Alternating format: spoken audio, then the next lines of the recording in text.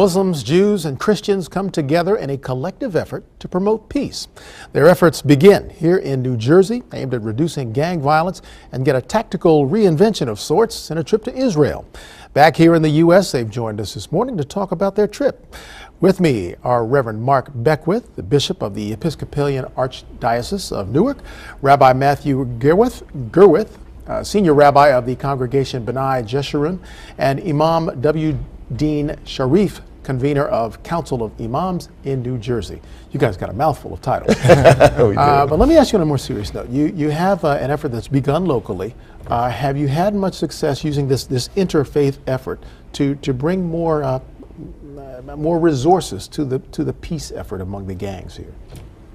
Well, certainly we've developed relationships. We've identified folks in the city of Newark and the surrounding communities who have a commitment to building bridges between groups that may not know each other very well or have a misunderstanding of one another. So we've been able to do that, and the fact that we are three different faith groups coming together serves as a model for bringing other folks together.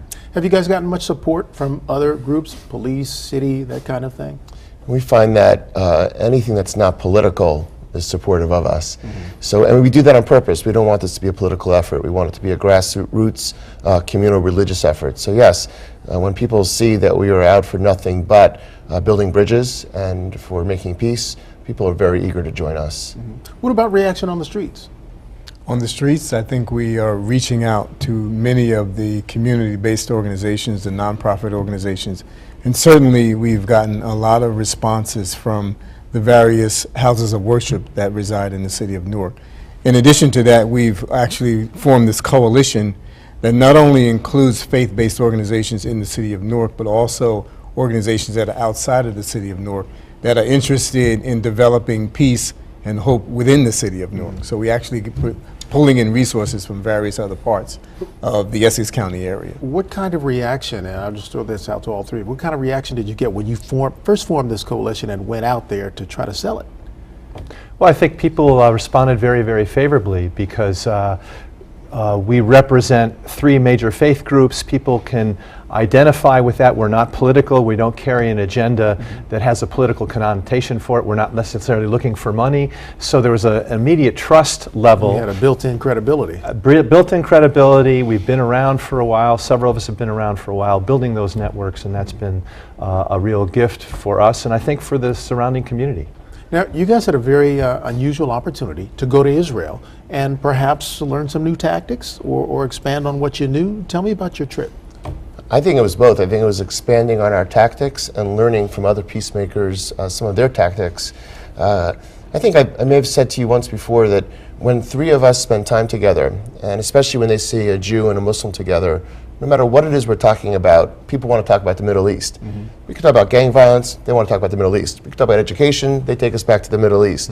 So finally we decided, because of a 5-year relationship, an authentic relationship, one where we really share and celebrate each other's differences, we said, let's do this. Let's bring respective members of our faith groups to Israel, those who are going to trust each other because we trust each other, learn what others in grassroots organizations have to teach on that side of the ocean, and also bring what we have to teach. And it was an extraordinary exchange.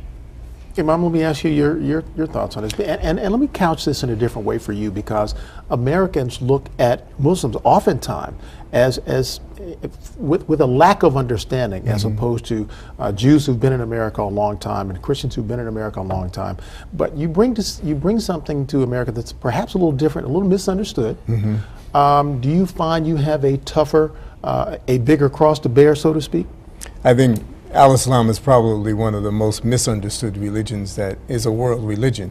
And the importance of this trip to Israel and Palestine was the fact that it brought notice to the fact that all three of these faiths, these Abrahamic faiths that are connected to Judaism, Christianity, and Islam, have roots in Israel and Palestine. And I think for us to take 10 members of the Jewish community, 10 members of the Christian community, and 10 members of the Muslim community together to travel for 8 days together and to visit the holy sites and visit organizations that are working together to resolve differences and come together on the basis of peace and hope.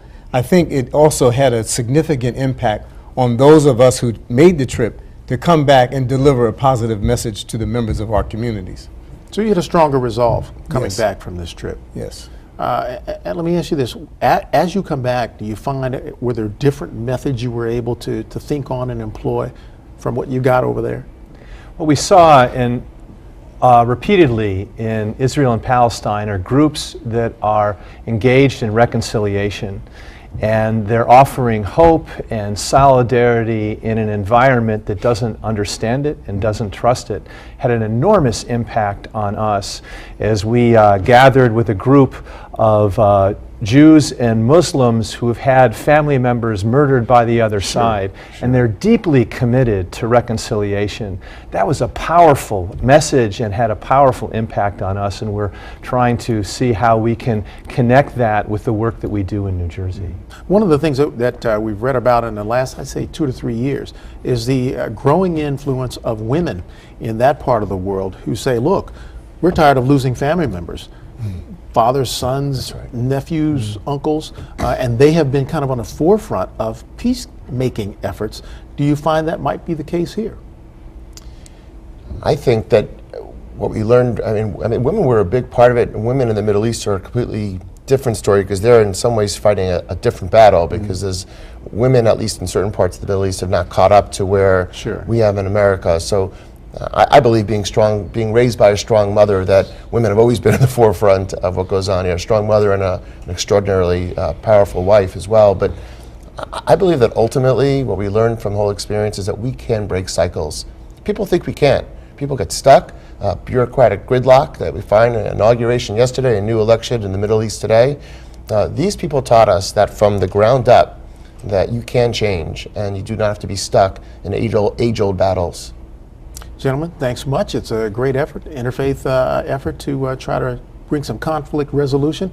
We will hope for your success. Thank you very much. Thank you very much. Thank you.